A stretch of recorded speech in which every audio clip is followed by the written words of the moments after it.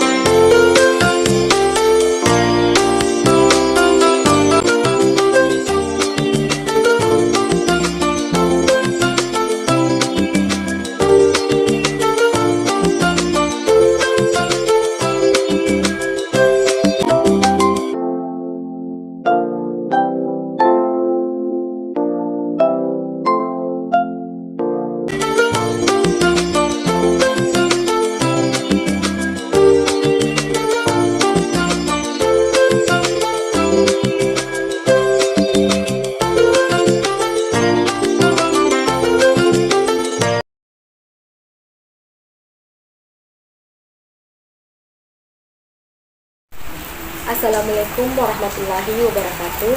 Perkenalkan, nama saya Kasari Mirantis, Stambuk 083 2018 0083, kelas C2 Analisis Harga. Saya Anulfa Suliana, Stambuk 083 2018 0090, kelas C2 Analisis Harga. Saya Nurul Aziza, nomor Stambuk 083 2018 0087, kelas C2 Analisis Harga.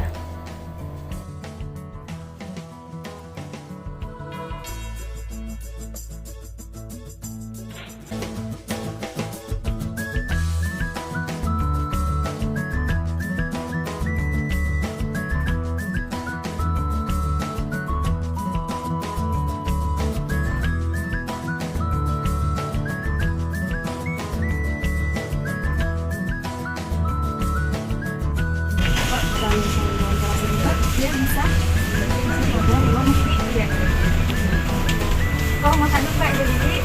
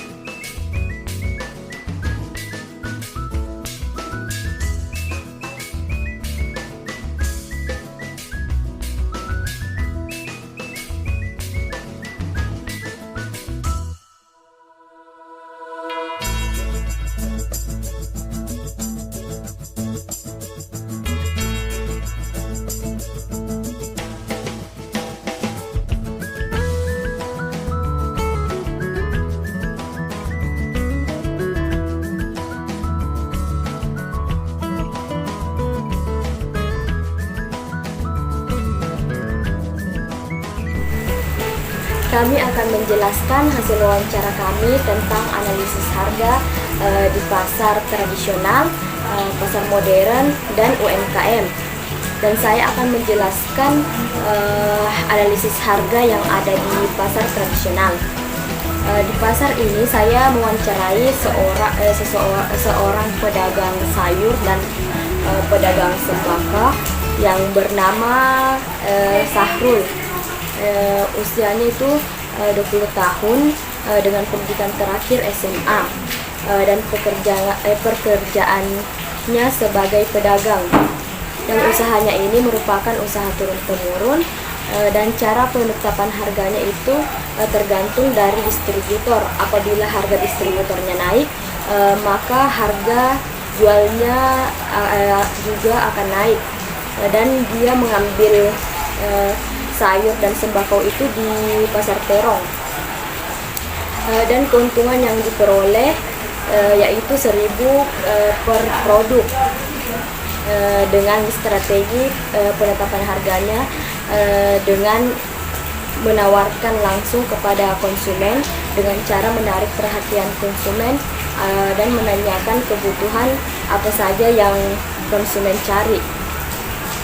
Mungkin hanya itu yang dapat saya jelaskan. Baiklah, saya akan memaparkan hasil yang saya dapatkan dari wawancara saya dengan konsumen atau pembeli di pasar modern. Untuk pasar modern yang saya pilih itu Alfamart. Kenapa? Karena merupakan salah satu tempat pembelanjaan yang dekat dari tempat tinggal saya. Adapun identitas dari responden saya yang bernama Siti Suleha, berumur 20 tahun dan merupakan seorang mahasiswi. Dari hasil wawancara saya dengan Siti Suleha ini diperoleh kesimpulan, yaitu yang pertama, belanja di pasar modern harganya lebih murah dibanding pasar tradisional. Kenapa? Karena harga yang ditetapkan oleh Alfamart menurut Mbak Siti Suleha ini terbilang murah dan pas untuk mahasiswa, seperti makanan dan minumannya.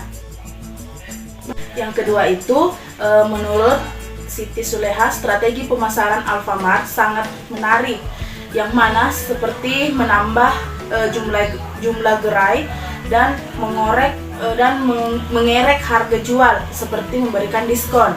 Dan yang ketiga itu, Mbak Siti Suleha lebih memilih belanja di Alfamart karena tempatnya yang bersih, adem, dan tidak berdempet-dempetan, serta juga bisa mencegah penyebaran COVID. Dan dari hasil wawancara saya dengan Mbak Siti Suleha ini, Mbak Siti juga memberikan saran, yaitu sebaiknya memilih untuk belanja di pasar modern karena sudah harganya murah, harganya pas, penempatan produknya itu juga teratur dan sudah cukup lengkap. Adapun responden yang saya wawancarai yaitu salah satu pemilik UMKM di Kota Makassar dengan nama Haji Musfira dengan umur 41 tahun, pendidikan SMA dengan pekerjaan wira swasta atau pemilik UMKM Kacang FN. Adapun topik dalam wawancara yang saya lakukan yaitu analisis harga dalam penetapan harga produk. Penetapan harga produk UMKM Kacang FN ini yaitu bervariasi mulai dari harga 5.000 sampai 80.000 dengan ukuran 65 gram sampai 1 kilo. Adapun penetapan harga ini ditentukan melalui beberapa pertimbangan seperti penggunaan bahan baku dan harga di pasaran. Adapun harga sangat berpengaruh terhadap pembelian produk karena seperti yang kita ketahui, konsumen rata-rata menginginkan harga yang murah dengan kualitas yang baik. Maka harga yang ditetapkan pun disesuaikan dengan harga di pasaran. Dan seperti yang kita ketahui, bahan baku yang digunakan pun ada yang melonjak naik seperti halnya minyak goreng. Namun hal itu tidak merubah harga produk UMKM Kacang FN karena hal tersebut untuk mempertahankan pelanggan. Adapun keuntungan yang didapatkan dari ketiga produk UMKM Kacang FN ini yaitu sebesar 50%. Di antaranya kacang telur, kacang disco, dan kacang langkose. Adapun kesimpulan yang dapat saya ambil yaitu penetapan harga produk pada UMKM Kacang FN ini yaitu berdasarkan pengadaan bahan baku dan untuk mempertahankan pelanggan.